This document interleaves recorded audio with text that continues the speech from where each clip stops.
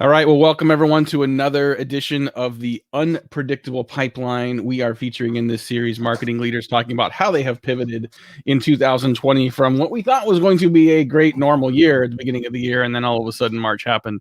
With us today, Travis Murdock, Vice President of Marketing for Reuter. Travis, thanks for joining us. Thank you.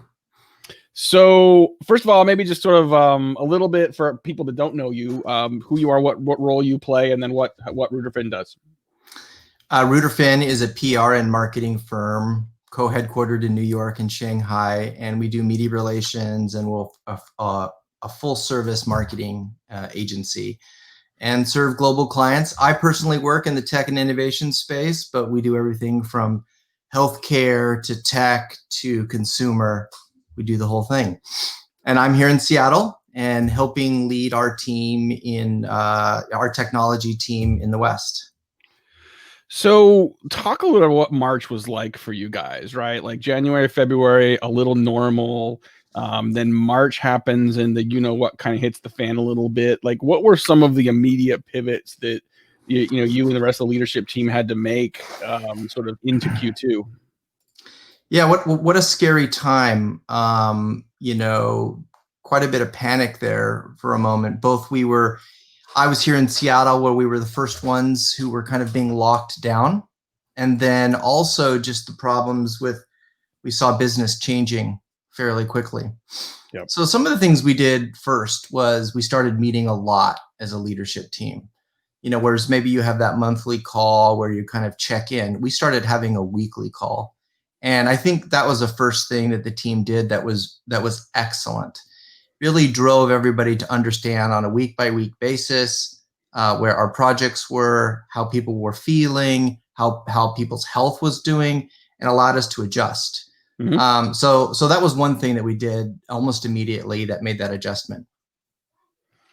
And one of the things that we talked about before as well is that, really sort of working with your team, you have kind of the unique opportunity with a professional services firm where your people is the product, right? And so those people have past networks, they have people they've worked with in the past. Talk a little bit about the value of making sure that people in that kind of a capacity are using this time to build their personal brands and to build their network and influence.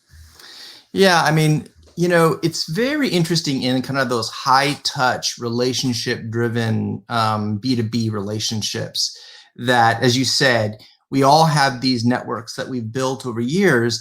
And as you're doing business, actually that close relationship is critical. So one of the things that we started to do was very quickly dig in on everybody's network. So made sure that everybody was connected to each other on LinkedIn, made sure that everybody had their network open on LinkedIn so that the other folks could see it. That's a critical piece.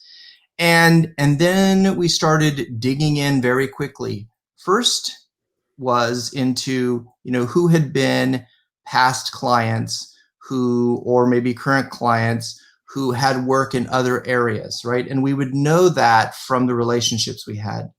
Second was something that I've done both here at Reuter, but also in other companies, which is we looked at our current clients, so the ones that we have today, but we looked at former employees of those current clients. So those people you've worked with, you've impressed them, you've worked with them well, they understand your service, but they've moved on to another job. And very often, maybe over a couple of years, they've gotten more senior. They may now be the decider, right?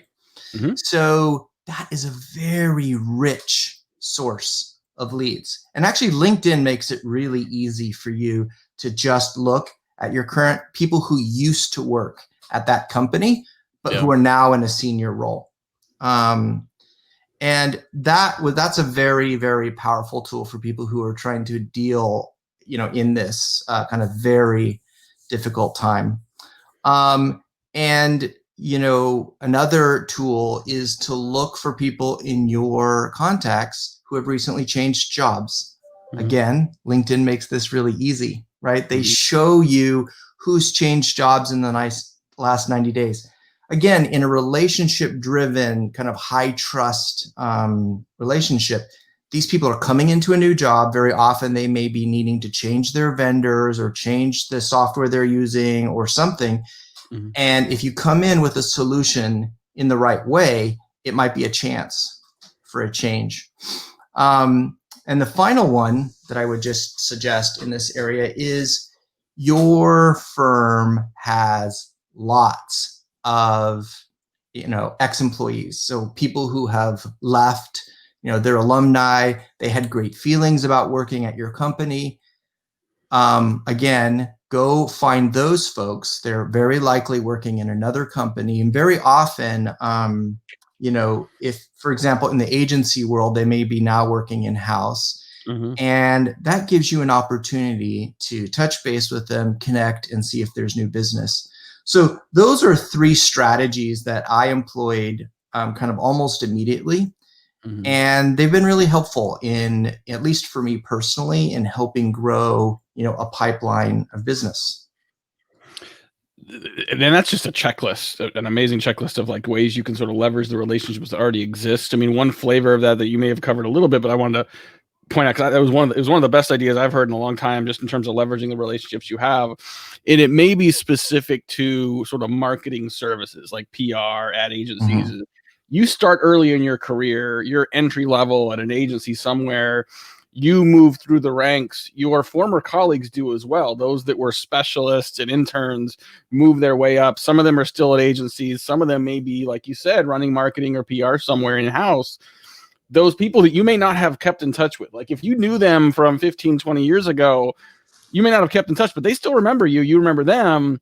Like those are relationships you can rekindle as well.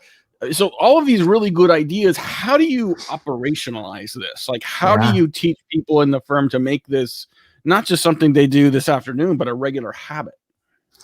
Yeah, that's tricky. How do you manage all those great people that you've met over the year, and how do you engage with them in authentic ways that brings meaning? So, one of the ways that I do that, of course, is by using the social media channels that we have, and just being really careful about connecting with people as I'm working with them, and so that we can keep in touch. Second of all, is there's a couple tools that I use, and they're very helpful. One is called EverContact, and it just allows to pull in, everybody that you're emailing with every day.